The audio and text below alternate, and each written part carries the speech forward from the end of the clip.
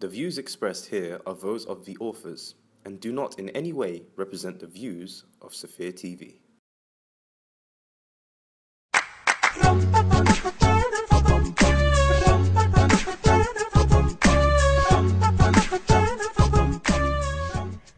Assalamu alaikum, hello and welcome to another edition of Ladies First. This will be a Muharram special.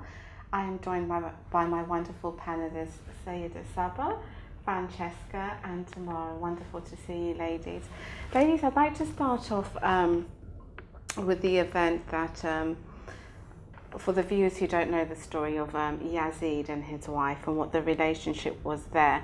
Most of us know that Yazid's wife was a pious woman who did have affection for the Ahlul Bayt, and she did have a son who was also quite pious, and he stepped aside to allow one of the imams to take over, you know, the power. So what I wanted to think about and discuss is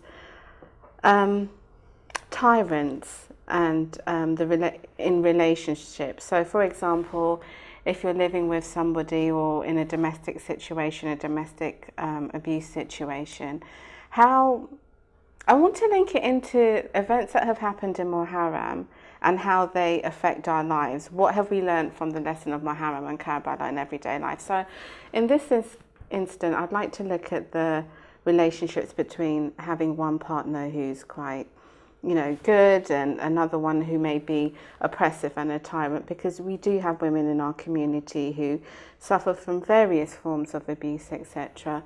And we may know of situations or maybe gone through experiences ourselves. So I'll start off with you, Sayyida, if I may. Do you think our community does enough for sisters in these situations? And you know, what, if anything, would you advise for somebody who is in that situation? Because a lot of the time I think the onus is on women to try and make things work, etc. And, you know, the onus is always that, you know, try to keep the family together. What are your views? I think I can speak for mainly the Pakistani community, which I'm from. I think these issues are quite bad amongst the Pakistani community. And I think families do need to be a lot more understanding and more supportive, because there is a level of, I find from the experiences that I've had, or I've seen, should I say, that there's a lot of tolerance for such things, for men being quite abusive, for men being quite aggressive, quite violent, and it seems to be okay to accept it.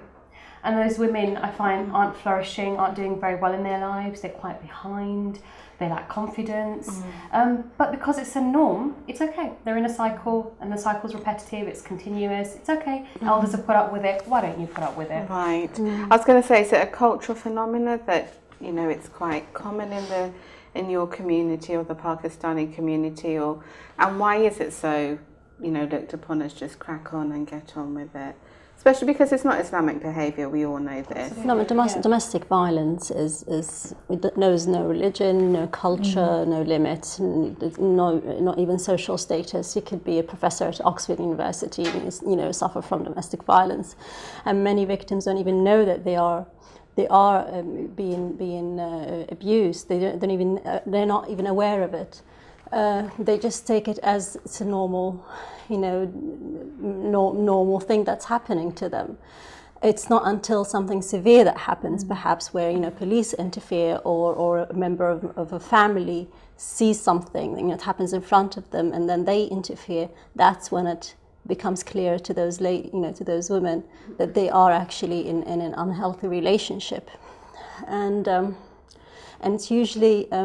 You know, people in those kind of situations, they start relying on the partner, on that tyrant who's oppressing them. They lack the confidence, like you just said, and they believe, oh, I cannot survive without them. I cannot deal. They need to feel that way psychologically. Exactly. Yeah. There can also be financial abuse, can't there, where a husband withholds money or doesn't allow her access to monies and things. So when you're someone in that position, it's quite difficult for you to see what chance you have. If I leave him, then what realistically is going to happen? And I think also within our community, because we have, you know, religiously we're not meant to backbite.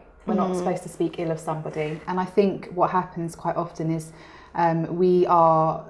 sometimes people encourage people not to speak about these things because you're possibly giving that person a bad name, or you're causing a bad reputation and things like that. And it becomes a very tricky situation, in that the woman may feel that she's compromising her Islam, because by speaking about her husband, she could be ruining his reputation or something along those lines. But I think that in terms of the community, I think there needs to be some sort of support network where if a woman is experiencing something, there is somewhere safe for her to go and have a discussion with somebody that is external from the family.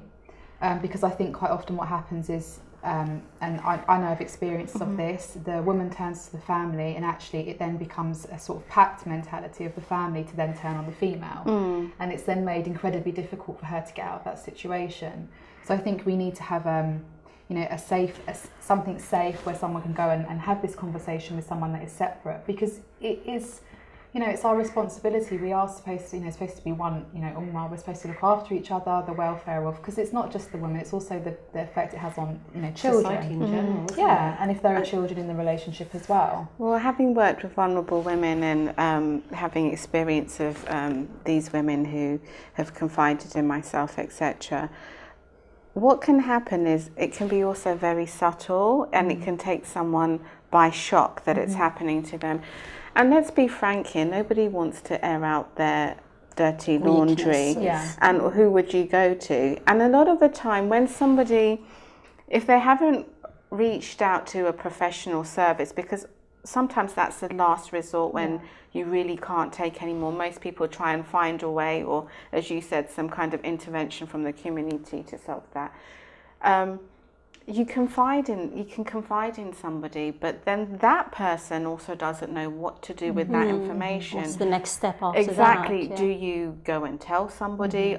Is the person just venting? Because there have been situations where, you may want to intervene, and common sense would say to most of us is, well, we'll just leave, as if it's that easy. Take the kids and just leave. And then sometimes the person doesn't want you to interfere. They want a sounding board, etc.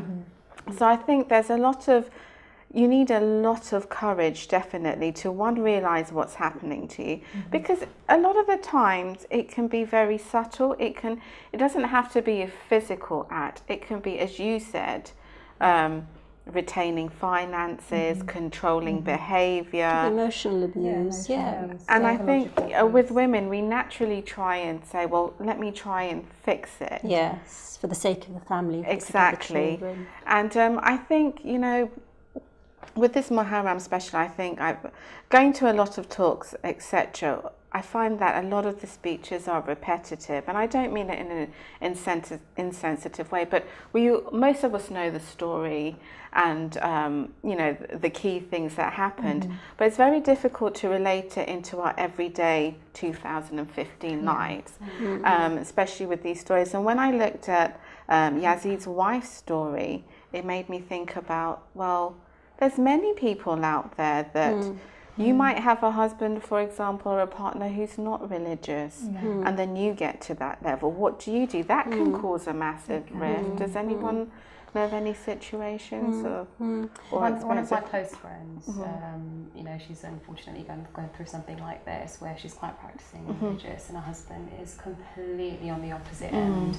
And they've got beautiful children as well, but unfortunately it has caused a rift between them two, and now they're having to go separate ways as a result of it, because they're not on the same path, and they're not seeing eye to eye, with things. And I think in a relationship, it is quite important for a couple to have a common goal and a common understanding to keep everything going, to keep your life going. And it's really difficult to kind of get that balance, if you're both not seeing eye to eye. And it will have an effect on the children. The children are going to be torn apart. They've got a dad in one direction, mum in the other direction. What do you do? Well, it can be quite tricky, because I have some friends as well who have gone through the same situation. It can be something as small as, well, I really want to make sure when we go out that we eat halal food. and then you have a husband who doesn't practice that, or I really want to make sure that we practice certain things, and there starts to be a big, as you said, parting of the seas, and people go their separate ways.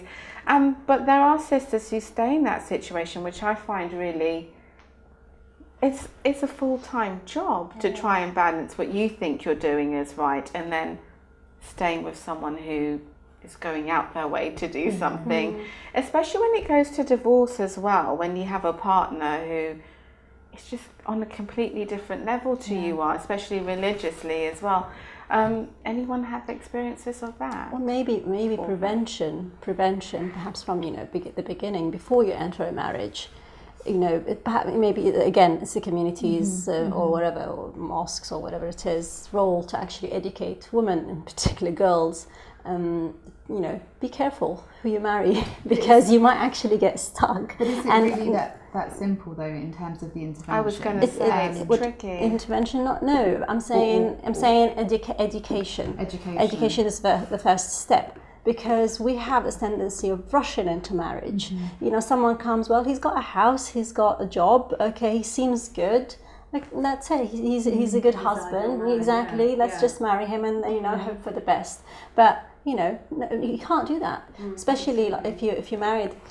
I don't know, but once you enter marriage, it's not easy coming out of it. I know we have the right for divorce. Right. The frightening thing is about marriage, you just don't know what's ahead of you. You don't know. It's easy for the guy, because he can just come and divorce. If he doesn't like the girl, he just, okay, I'll divorce her. But the girl, if he's a bad guy, he's a tyrant. And by the way, tyrants, they prey on good girls. They can see who's I call them manipulators. They are very manipulative because they see something, they have a goal, they want it, they will get it. They will make they will make sure they will get that girl if they want her. And if we're talking this about, is the mentality. Go ahead. Yeah, I'm just saying that prevention. Well, make sure that you don't marry the wrong guy from the start. So the thing is with that, and I don't want to say being young, but when you're looking for marriage, you're nearly getting married, engagement or whatever, you've made the announcement you're going to marry this person. A lot of those things you overlook. It could be naivety, or it could be because this is your first relationship. You think this is normal, and the time invested in it. I think that's the thing as well, is with some of these situations, and it's like what you're saying, Tamara, there are signs. There are signs within that relationship, and those signs will be there. But whether that individual picks up on those signs or not is a different question. Or knows what they are even. Well, this is the thing. But I think being able to. I mean, I think with a lot of these situations that I've come across and that I know of, one of the things that have been quite apparent is the support system that's been around the woman in particular, and it's about a woman gets married and she goes into that family and she becomes the wife of that husband. So does her relationship with everybody else outside of that, does it get cut off? Because quite often with abusive partners, that is they try to lock it out. And the woman has a tendency to be isolated, so she doesn't have feel access. Shame or might feel a bit your pride. You don't want to. That's the thing. And some women are okay to go on holiday, but just stay at home because my husband said to me. Because where else is there to go? Where else is there to go? And you have that as well of being an obedient wife. Yeah, exactly. What is being obedient? Well, I think, and I think this is the thing when it comes back. The same thing with the backbiting. Well, hang on a minute. If he's beating you up and then you going and speaking about it, it's not a form of backbiting. There's a difference. And I think what happens is, sometimes within our religious, some of the things that we have, what happens is they get interpreted in a certain way where it's beneficial to the person that is causing the problems, for example. And I think, what you're saying, Tamara, about the prevention thing, I mean, and knowing the guy that you're getting married to, ideally, yes, but, I've been aware of situations where they both got married, they're both practicing, and then unfortunately something's happened, maybe he's lost his job, he's turned to gambling, he's had a problem with alcohol, and then at that point the relationship, the marriage has started to break down and there's become problems. So, and it can be personalities, because again, when you're looking to get married, you can get the wrong signal. Somebody's behaviour you might interpret as love and infatuation No, and and everyone is being nice. Everyone is nice, you know. In the when beginning. they're Controlling. nice, Period. exactly. Which is why it's very important to give yourself time. Yeah. You know, test them in bad situations. You know, test. You know, life is the best test, really. When you know difficulties happen, how would he behave? How would he behave towards you, towards your family? But you can have situations where the person says, the person's mother or siblings, whoever, says, oh, that person's just really passionate. It's just how they express themselves that they get really angry, or not angry, animated, and they get, you know, they really want an answer, and you going quiet is a sign that you're not paying attention to them. So, oh, it's just because they really like you, and it's you that doesn't know how to deal with the situation. I've heard that quite a lot. And, oh, don't be silly, you know, that person's not like that. It's probably something that you've... It's not necessarily love, it's probably obsession and possessiveness. Yeah. They like to possess you, you know, they like to control you. It's not love. Because personally for me, I would really like to know, you know, when you think about these people like Yazid's wife, and you have Asiya Pharaoh's wife, and you think, a lot of the times I think to myself, I'd love to have a conversation with them to see what gave them the courage to continue having that self-belief in themselves, and, you know, knowing that the experiences that they're going through will hopefully mean something to somebody else. Because a lot of the time in our faith as well, there's this feeling that suffering brings you closer to God, and this is unnecessary suffering, because Allah does say in the Quran He forbids any type of oppression. Yeah, absolutely. So it's difficult in our community, I think, as well, having scholars that, you know, open the discussion up for women, etc. It's quite interesting what you said there, because it is really hard. I mean, like you said, in suffering and hardship, you know, there's your sins are being purified. You know, that's how it's sort of looked at or perceived, that your sins are being purified. But how much do you have to suffer? How much do you have to put up with? What, you know, do you have to draw a line where how much you can tolerate and put up with? There's a difference Surely. between being patient, and there's a difference between having your rights taken away. Yes, And yeah. nobody has a right to inflict, you know, harm on you, whether that's psychological, emotional, physical, you know, financial. No one has a right to do that. There's a difference between being patient, as in, oh, I wish my husband would pick his clothes up off the floor and put them in the basket, to, oh, you know, my husband's beating me up, but maybe one day he'll stop. There's a complete difference. And in terms of, you know, I know it says in the Quran, every soul will face toil and things like that, but there is a fine line between... We're not supposed to accept it, we're supposed to fight it, we're supposed to stand up that's to it. it. It's, you know, forbidding bad and enjoining good. So it's about standing up and And saying a this lot is of the wrong. time, that it's not only we're focusing on the physical side of abuse, but let's also look at the emotional side, the subtle abuse, where the person just berates you or belittles you, and it can be in front of your children or other people, or the way they talk to you is so demeaning. And most of the time it's not in public. These people aren't crazy that they're going to, you know, show their true colours. And I've come across people like that. Well, there are Outright, exceptions, definitely. Women tolerate it, which is even more shocking. That for me is just pushing all boundaries. If you're out there insulting your wife out in public, I think it's the worst thing. God knows what happens do. inside. Do you know, But maybe, like, as we said, we don't absolutely know awful. what they're going to do. You know, when they're at home, or where do these women go? I was actually in a situation myself. I was coming back home from somewhere. It was quite late at night. I was with a friend of mine, both in the car, and there was a guy. There was a woman sort of running around in the street, and she was covered in blood, and there was a guy sort of almost chasing after him. We actually stopped the car and we got out, and it was a couple, and they'd had some sort of argument. And what became really obvious, and I think this is the thing as well, is she was quite frightened of the fact that we had intervened, because there could have been Ramifications for later. her, because what he was saying to her was, look, you've made people look blaming at her me. for it. Now these people are stopping and questioning me. So I mean, I think Such a vicious cycle. I think that's the thing. You just don't know what's going on.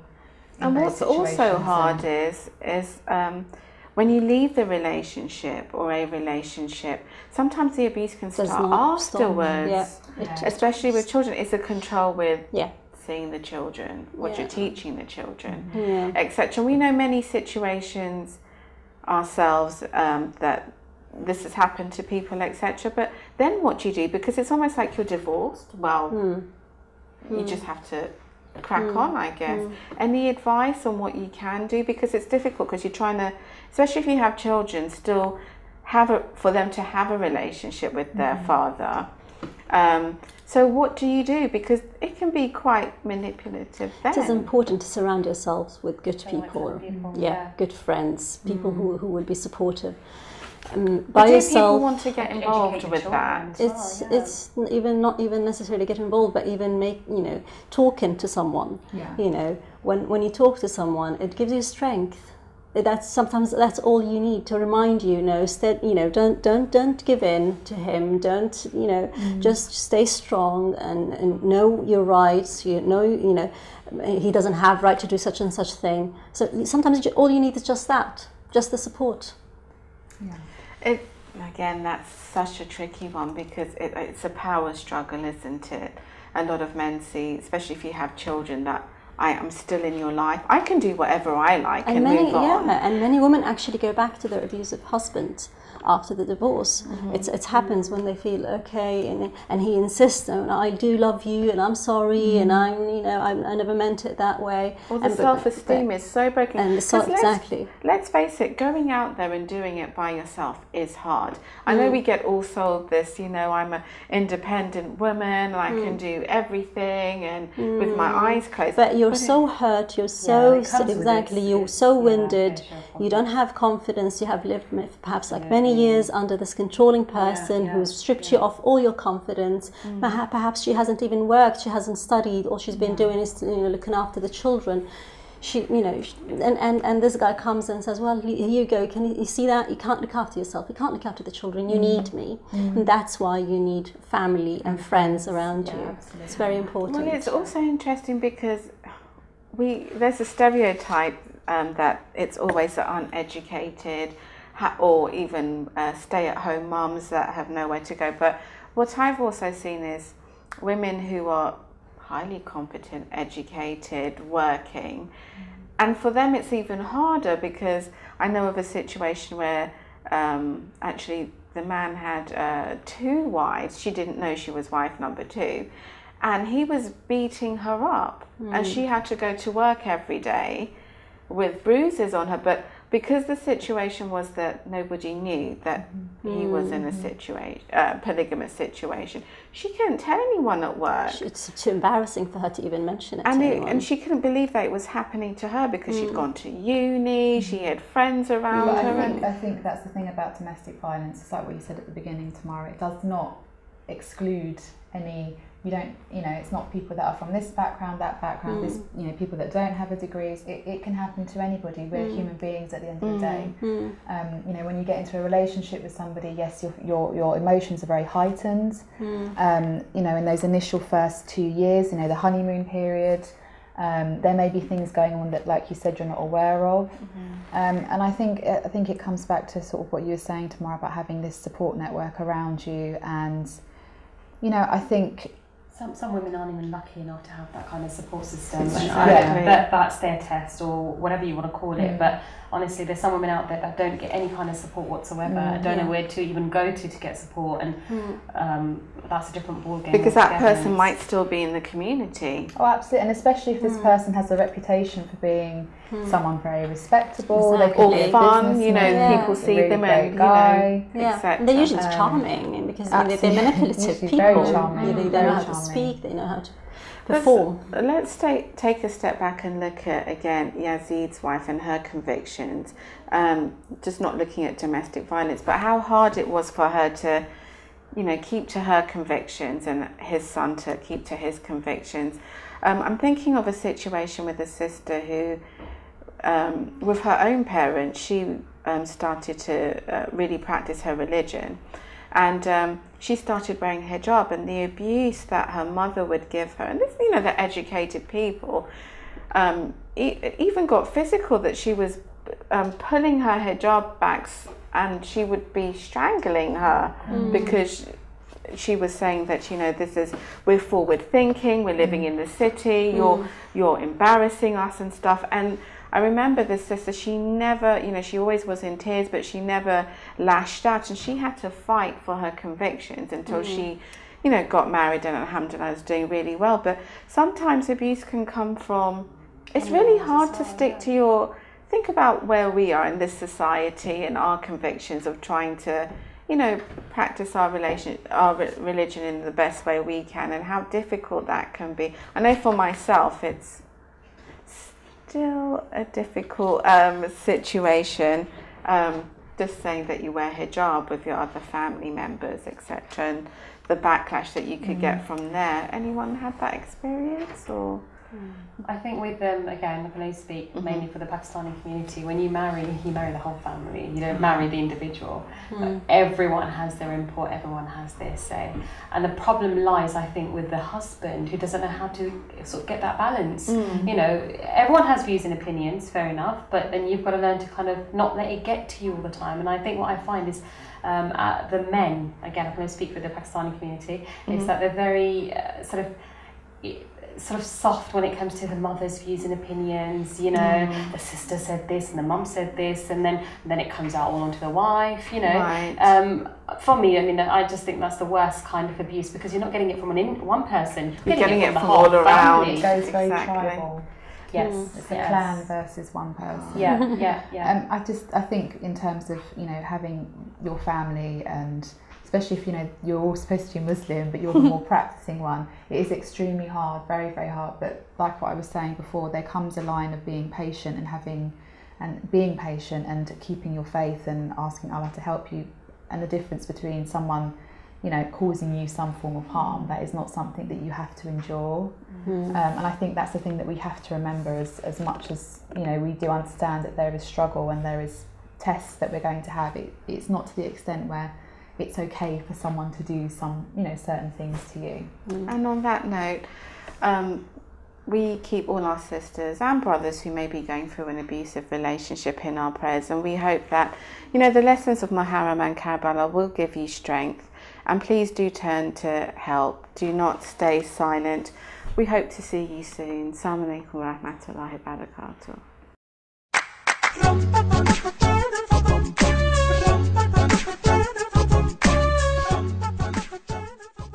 If you have been affected by any of the issues raised in Ladies First, then the following organizations may be able to provide help and advice.